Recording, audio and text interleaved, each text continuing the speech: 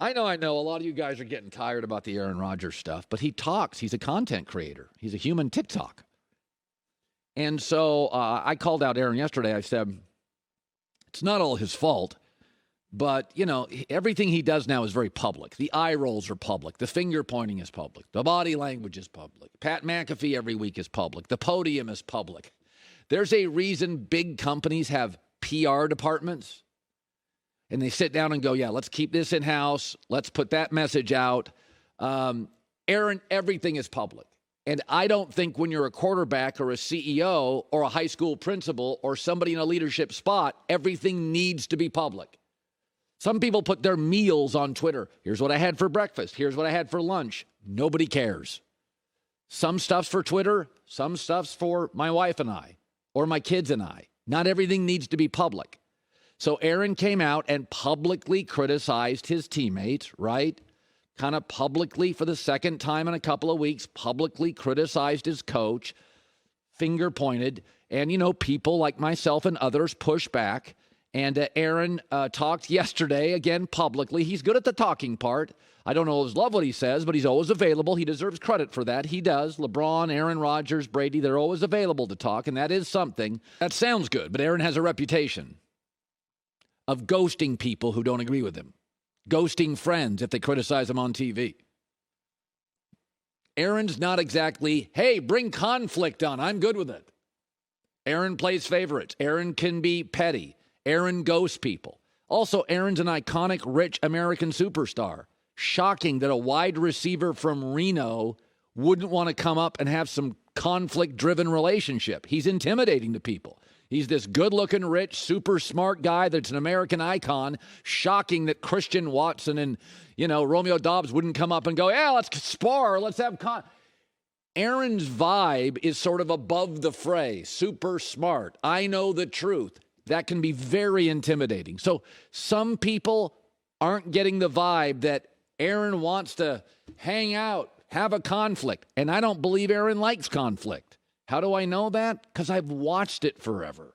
It's always passive-aggressive stuff. Mirror, mirror on the wall. Aaron doesn't always love the truth. There's a reason Belichick gives you very little at the podium. But yet he would call out Tom Brady in the film room, right? He didn't want to do it publicly. There's a reason people have PR firms and PR people that not everything is for public consumption. When you have very, very young players and you are a superstar, Tom Brady often had young receivers who struggled. He didn't call them out in the press. He's not eye-rolling them. Not everything is for public consumption. I've said this. I've never had a problem if I ask an athlete something and they say, I don't want to talk about that. I'll say, well, why? And then when they give me the answer, all right. You have a right not to talk about everything. Not everything's for me. I'm media. I'm like the IRS. I'm auditing constantly. The media and the IRS are not built to be loved. They're built to monitor. And sometimes you should keep stuff away from us. A lot of people in the media are naive and think they have the right to all the answers. Not really. There are things companies are going to acquire and they don't want it to hit the market. It can screw with the valuation or the price. There's hirings that are going to be made, but a company doesn't want it out yet, right? It could be a negative competitive situation where they like somebody, they want to hire somebody. Robert Quinn went to the Eagles yesterday. None of us knew about it. Eagles probably didn't want it out there that they wanted Robert Quinn because they got a better evaluation or didn't have to give up as many draft picks. Not everything we are owed. So therefore, you have to sometimes, as a Peyton Manning or a Brady or a Joe Burrow or Patrick Mahomes, you don't have to call out every young teammate. It's okay to make that a private discussion. I always appreciate that Aaron's willing to talk. That part he deserves great credit for. He doesn't run from microphones, ever. LeBron doesn't. LeBron's great at that stuff. And I absolutely appreciate it, and this is not all Aaron's fault. But when he starts talking about sometimes people don't like the truth, mirror, mirror on the wall. There's sometimes Aaron doesn't like the truth. And the other thing is, I like this conflict stuff. There is proof he doesn't like this conflict stuff. That's why he goes on a radio station and drops a message here, or goes on YouTube and drops a message there. That's called passive-aggressive. That's not conflict. So there's a lot of proof. Some of that talk there is just not on the, that's how he perceives it. That's not how it lands for a lot of us. Philadelphia yesterday went and acquired a defensive end, Robert Quinn, multiple-time Pro Bowler, not having a great year, but he gets to the quarterback, and it's the right move. They gave up a late fourth-round draft pick. Chicago needs draft picks and more good young players. They don't need expensive Robert Quinn. They'll pay most of his salary this year, but they got to move on. They got to sell some of their defensive parts off. He's a great guy. He's a great locker room guy. Really respected in the league. And it's the kind of piece that San Francisco just made with McCaffrey. When you think you're close, go get another piece. The Rams were close. They went and got Von Miller and OBJ. The Bills reportedly want OBJ. The Super Bowl bubble is about as small as I've ever had. I usually have 8 teams in it and 3 on the edges. Right now, I got 5 teams in my Super Bowl bubble and a handful of teams on the edge, and I don't really think those teams on the edge have much of a chance to win a Super Bowl. I think the Bills, the Chiefs, the Eagles, the Bengals, and the Niners just have to get healthy. They're really, really good, better now with McCaffrey. Then I think the Vikings, but there's the Kirk Cousins factor, shrinks in big games.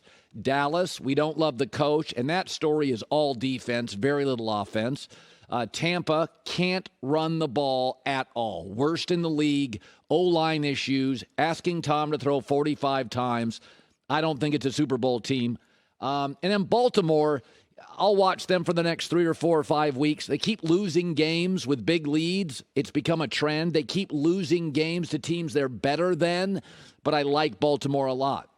And so I think Philadelphia looks at it and says, and this is the way the Niners looked at it. This is the way the Rams looked at OBJ. Can OBJ make a play in a big game if it's close? And OBJ did. He was on his way potentially to being the Super Bowl MVP against the Bengals. And that's how, by the way, that's how they look at McCaffrey. They're not giving McCaffrey 25 carries, 8 to 9 touches, red zone specialist. Can he take away some of the runs for Deebo Samuel and keep Deebo mostly in the passing game? The answer is yes. When you're close, go for it. And these good teams, by the way, the Buffaloes and the Philadelphias and the Rams, they're at the bottom of the round. Philadelphia is giving up a late 4th-round pick. A late 4th-round pick in the NFL, unless you're a bad team, it's not a starter year one. On Philadelphia, a late 4th pick is a kid you bring in, you special team him. He's a backup, hopefully second year. He becomes part of the rotation. But Philadelphia is in the win-now mode. This stuff doesn't last forever. That Nick Foles team went down here real fast. Half the NFL goes into the tank after they make the playoffs. I mean, look at this year. How many of you predicted the Jets and the Giants would be as good as they are? Okay? That's the league. How many predicted, we did, but how many predicted Green Bay would be this mediocre?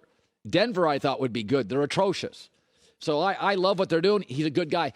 He's the kind of player, Robert Quinn's the kind of player, if I said this to you, yeah, week 13, week 14, huge divisional game. He made the big sack in overtime. You'd be like, yeah, that's exactly what Robert Quinn would do.